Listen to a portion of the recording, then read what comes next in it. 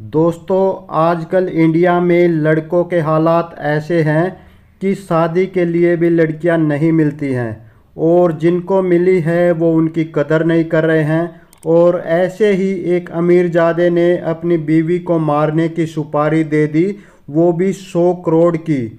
तो क्या है ये पूरी कहानी, कहाँ की है, किसने ये 100 करोड़ की बीवी की सुपारी दी, किसने ये सुपारी ली, क्यों उसने अपनी बीवी को मरवाया। आइए जानते हैं इन सब सवालों के जवाब आज की सच्ची कहानी में। तो इस वीडियो को लाइक कर दीजिए और चैनल को सब्सक्राइब कर लीजिए। दोस्तों, हमेशा की तरह आज फिर क्राइम की एक सच्ची कहानी सुनाने जा रहा हूँ, जिसे आप गूगल पर सर्च कर सकते हैं any murder case south Africa लिख करके। तो आज की कहानी दो अरबपति परिवारों की कहानी है, जिनका बहुत बड़ा नाम, समाज में इज्जत, बेइंतहा पैसे, अरबों की जायदाद, बड़ा बिजनेस घराना। इनमें से एक परिवार जिसका नाम सरियन दिवानी, ये भारतीय मूल के ब्रिटिश अरबपति हैं। इनका अपना बहुत बड़ा कारोबार है। ये हैं तो भारतीय लेकिन ब्रिटेन में रहते हैं, वहाँ इनका अच्छा खासा बिजनेस चल रहा है। जब ये जवान हुए तो इन्होंने अपने फादर के बिजनेस में हाथ बटाना शुरू किया और अब ये शादी के लायक हो गए थे, तो फिर उनके लिए रिश्ता देखना शुरू किया गया। सरियन दीवानी के लिए धीरे धीरे बहुत सारी लड़कियां देखी गई और आखिर में एक भारतीय मूल की ही एक स्विजस लड़की जिसका नाम एनी था, वो भी भारतीय मूल की ही थी, लेकिन वो स्विट्ज़रलैंड में जाकर बस गई थी। उनके पिता भी अच्छे बड़े बिजनेसमैन थे, अरबपति थे, तो वहाँ पर जाकर बात बनी। दोनों परिवार वाले एक दूसरे से मिले, लड़का लड़की भी एक दूसरे से मिले। सरियन एनी से मिला, एनी सरियन से मिली। शादी से पहले एक दूसरे को जाना समझा और फिर दोनों में रिश्ता तय हो गया। तो ये एक इत्तेफाक की बात ही थी कि लड़का और लड़की दोनों हैं तो हिंदुस्तानी, लेकिन दोनों अलग अलग देशों में जाकर बस गए हैं। यानी कि अब सरियन एक ब्रिटिश है और जो एनी है वो एक स्विजस है। दोनों के परिवारों की मर्जी से 2010 में इन दोनों की शादी होती है और उस वक्त एनी की उम्र 28 साल थी, सरियन दीवानी की उम्र 30 साल थी। तो 2010 में सरियन और एनी की शादी हो जाती है। शादी बड़ी धूमधाम से होती है। दुनिया की बड़ी बड़ी हस्तियां, बड़े बड़े लोग शादी में शामिल होते हैं। मीडिया में भी इसकी बड़ी कवरेज होती है। शादी के बाद सरियन और एनी दोनों हनीमून के लिए साउथ अफ्रीका जाने का फैसला करते हैं। बिजनेस के सिलसिले में पहले भी कई बार सरियन दीवानी साउथ अफ्रीका जाता रहा है और साउथ अफ्रीका उसे बहुत पसंद भी था और ये बात एनी भी जानती थी, क्योंकि शादी से पहले इस तरह की तमाम बातें, एक दूसरे के शौक, लाइक डिसलाइक उन दोनों में जान लिए थे। तो फिर ये तय हुआ कि ठीक है, साउथ अफ्रीका में ही हनीमून मनाएंगे। तो सरियन दीवानी और एनी 2010 में शादी के करीब हफ्ते भर बाद हनीमून मनाने के लिए साउथ अफ्रीका पहुंच जाते हैं। साउथ अफ्रीका जाने के बाद पहले कुछ दिन तो सब ठीक ठाक रहता है, लेकिन फिर एनी नोटिस करती है कि कई बार बीच बीच में सरियन दीवानी अपने फ़ोन में ज़्यादा उलझा रहता है। लगातार वो फ़ोन पर बिजी रहता है, कभी मैसेज, कभी व्हाट्सएप और कभी फ़ोन कॉल। और जब एनी उसके फ़ोन में झांकने की कोशिश करती है तो वो अचानक फ़ोन को हटा देता है। तो ये कई बार हुआ। इससे एनी को थोड़ा डाउट होने लगा, लेकिन फिर उसे लगा कि बिजनेस है, दोस्त हैं, इस तरह की और भी बहुत सारी चीज़ें हो सकती हैं, तो उसने नज़रअंदाज कर दिया। लेकिन फिर भी कहीं ना कहीं उसके दिल में ये बात बैठ गई थी, ये शक थोड़ा सा बैठ गया था। इसके बाद दोनों अब हनीमून पर हैं और हनीमून के दौरान लगातार साउथ अफ्रीका में अच्छी अच्छी जगह पर घूम रहे हैं। इसी दौरान एक रात ये दोनों एक महंगे कैफ़े में बैठे कैंडल लाइट डिनर कर रहे थे। उस डिनर के दौरान सब कुछ ठीक ठाक चल रहा था, लेकिन कुछ देर के बाद एनी ने नोटिस किया कि जहां पर वो कैंडल लाइट डिनर कर रहे थे, वहां से थोड़ी दूर पर एक दूसरे टेबल पर दो और लोग बैठे थे, जो कि पति और पत्नी थे, यानी कि एक कपल था। लेकिन सरियन देवानी का ध्यान ज़्यादातर उस टेबल की तरफ ही था।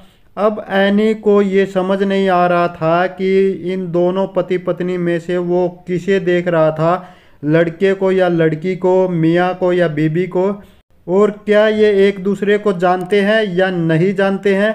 लेकिन उसे कुछ डाउट हुआ।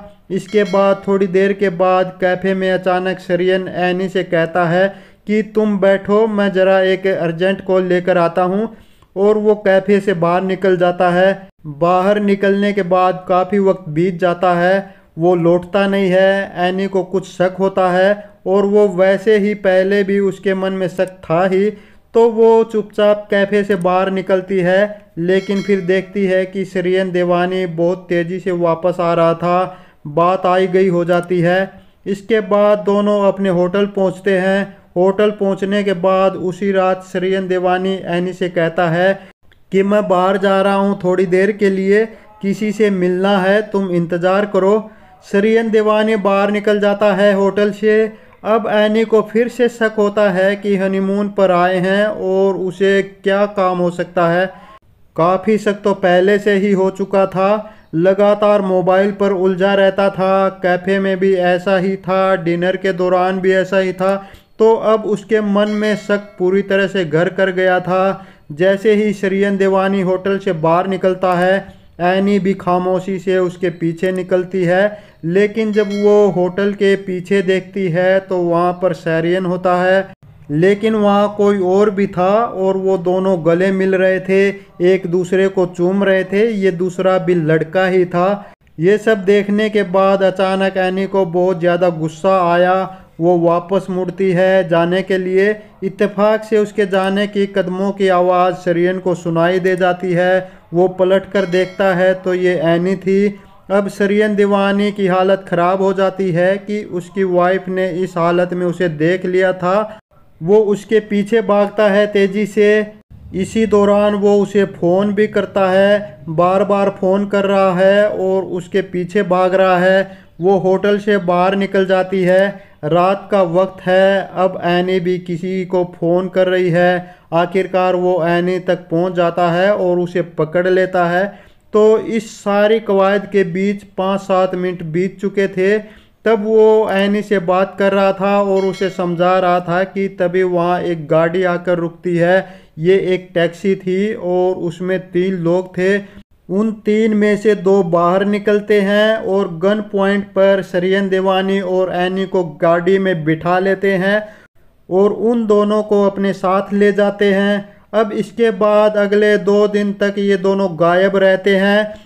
अब सरियन देवानी का परिवार और एनी का परिवार दोनों परेशान है कि वो दोनों हनीमून पर गए थे और उनका रूटीन था डेली 2-4 बार घर वालों को फ़ोन करना, घर वालों को बताना कि मैं ठीक हूँ, कहाँ हूँ, कैसे हूँ।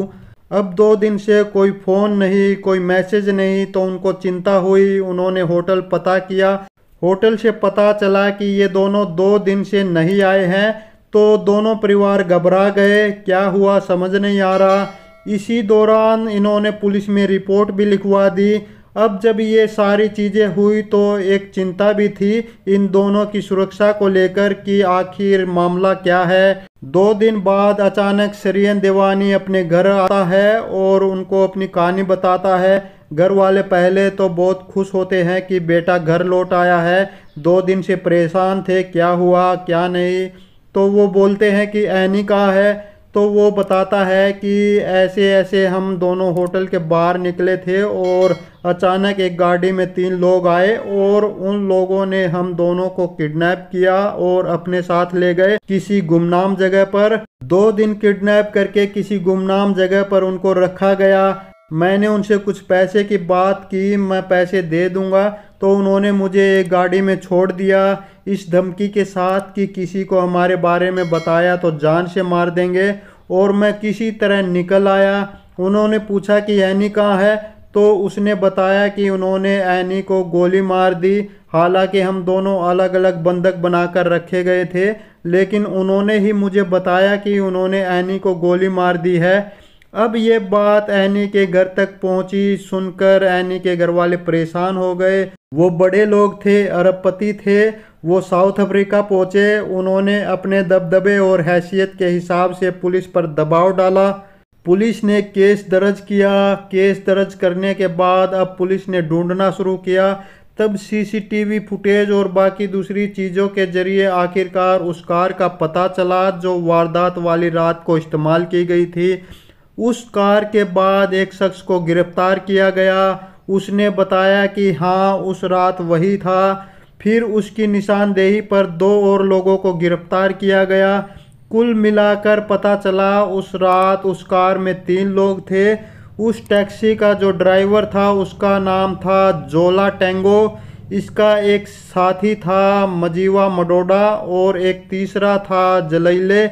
इन तीनों को जब साउथ अफ्रीका पुलिस ने गिरफ्तार किया तब उन्होंने कहा कि हाँ, ये जुर्म हमने ही किया है, एनी को हमने ही गोली मारी है और उसको मार दिया है।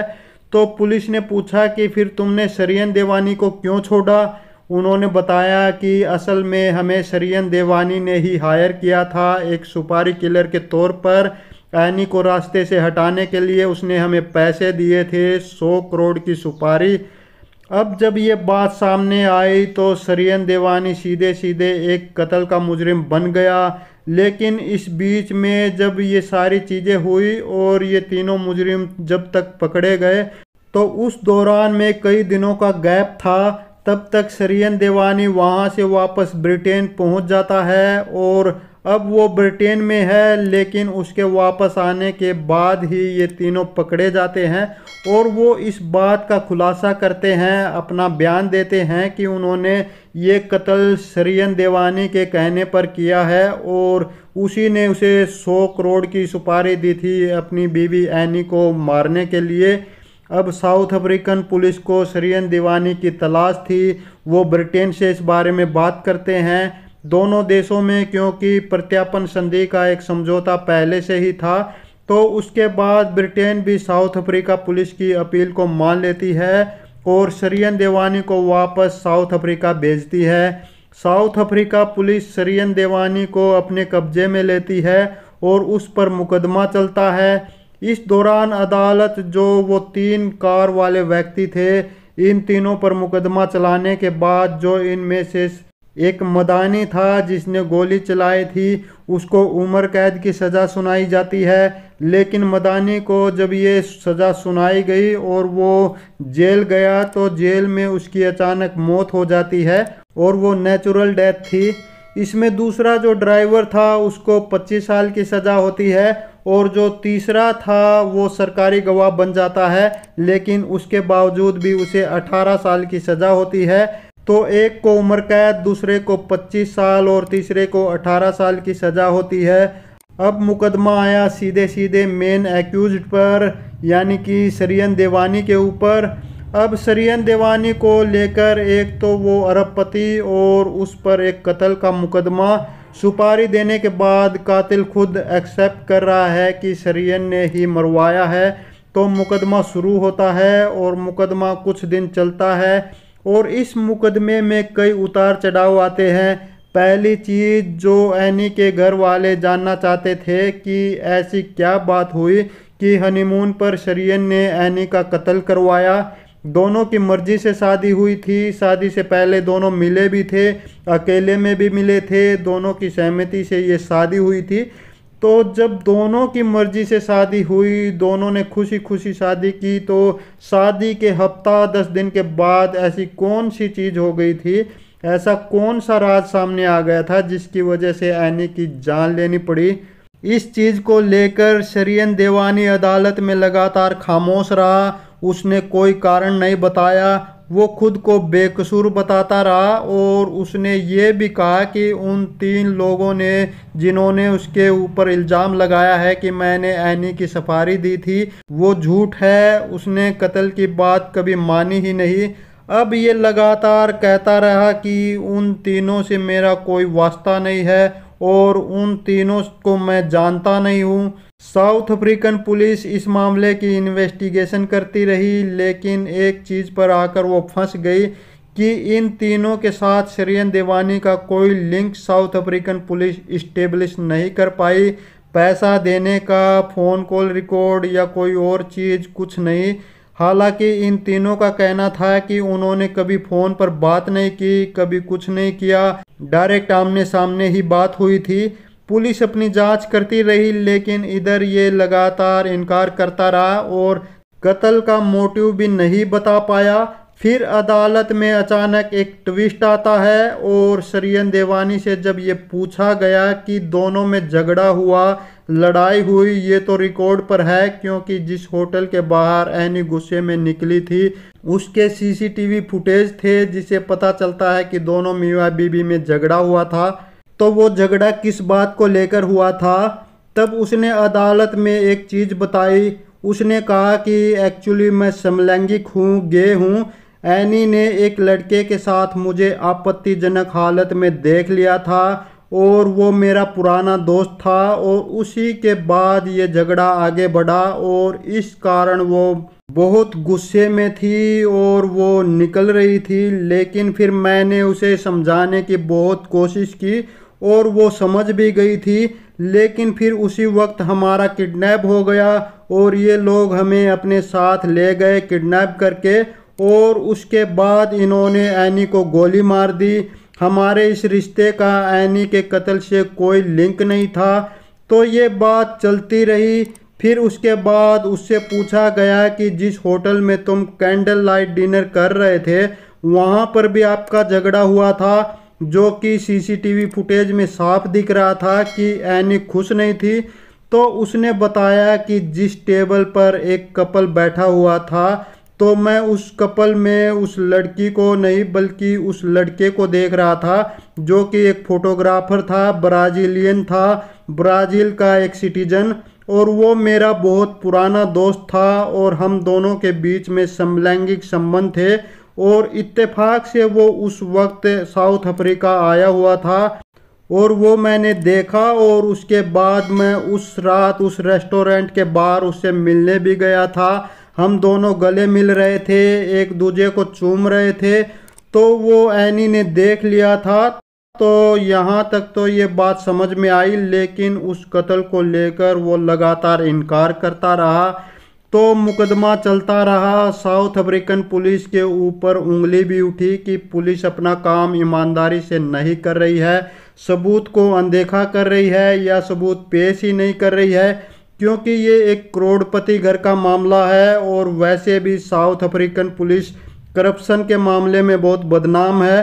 तो कहते हैं कि शायद पैसे के बलबूते पर इस केस को कमज़ोर किया गया है 2014 में, क्योंकि 2010 में ये मर्डर हुआ था, 4 साल मुकदमा चला। तो 2014 में साउथ अफ्रीका की अदालत ने सबूतों के अभाव में सरियन देवानी को एनी के कत्ल से बरी कर दिया और कहा कि कोई ऐसा सबूत नहीं है, कोई मोटिव नहीं है, कत्ल का कोई लिंक नहीं है, इसलिए उसे बरी कर दिया गया और सिर्फ उन 3 कार वाले लोगों को ही इसमें सज़ा हुई। एक को उम्र कैद, एक को 25 साल और एक को 18 साल।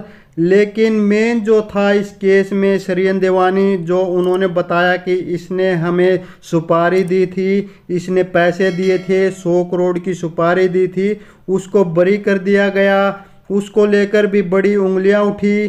2014 में जब वो बरी हो गया, इसके बाद उसका वापस ब्रिटेन में आने का रास्ता साफ हो गया और सरियन देवानी अफ्रीका से वापस ब्रिटेन पहुंच गया एक आज़ाद नागरिक के तौर पर और फिर बिजनेस और बाकी दूसरी चीज़ों पर लग गया। लेकिन एनी के पेरेंट्स लगातार रो रहे थे कि उनके साथ इंसाफ नहीं हुआ। ये तक पता नहीं चल पाया कि एनी का कत्ल क्यों किया गया। 3 साल गुजर जाते हैं। 2014 में इस केस का फैसला आया था और सरियन देवानी बरी हो गया था। अब 2017 में सरियन सोशल मीडिया के जरिए एनी के कत्ल का कुछ तस्वीरों के जरिए जवाब देता है। वो एक फ़ोटो पोस्ट करता है। ये फ़ोटो ब्राज़ील के एक मशहूर फोटोग्राफर की थी जिसका नाम है मार्टिन। तो ये उसके साथ फ़ोटो थी और बहुत ही अतरंग रिश्ते वाली फ़ोटो थी और उसको सोशल मीडिया पर बाकायदा सरियन देवानी ने पोस्ट किया और उसने अपने और उस फोटोग्राफर मार्टिन के बीच के रिश्तों का भी इस पोस्ट में खुलासा किया कि वो दोनों दोस्त हैं, दोनों गे हैं, दोनों समलैंगिक हैं और दोनों एक साथ रहना चाहते हैं और उनके कई सालों से रिश्ता है। कहते हैं कि सरियन देवानी के घर वालों ने भी इस रिश्ते के लिए मंजूरी दे दी और तब इस पोस्ट से एनी के घर वालों को लगा कि एनी का कत्ल क्यों किया गया था। उनका मानना था कि ये सरियन देवानी एक गे था और एनी ने उसको देख लिया था, इसलिए उसने एनी का कत्ल करवाया था, क्योंकि उस वक्त उसे ये डर था कि ये कितना बड़ा बिजनेस टाइकून है, एक अरबपति है। ये सारी पोल अगर एनी ने खोल दी तो उसके परिवार और बिजनेस की सबकी बदनामी हो जाएगी और इस वजह से एनी के घर वालों का शक है कि सरियन देवानी ने एनी को रास्ते से हटा दिया और साउथ अफ्रीका, क्योंकि ये वहाँ पर हमेशा जाता रहता था बिजनेस ट्रिप पर, तो उसके वहाँ पर बड़े अच्छे लिंक थे, वहाँ के लोगों को ये जानता था, तो उसके लिए वहाँ पर लोगों से काम करवाना यानी एनी को रास्ते से हटाना, उसका कत्ल करवाना कोई मुश्किल काम नहीं था। तो ये एनी के परिवार वालों का कहना है।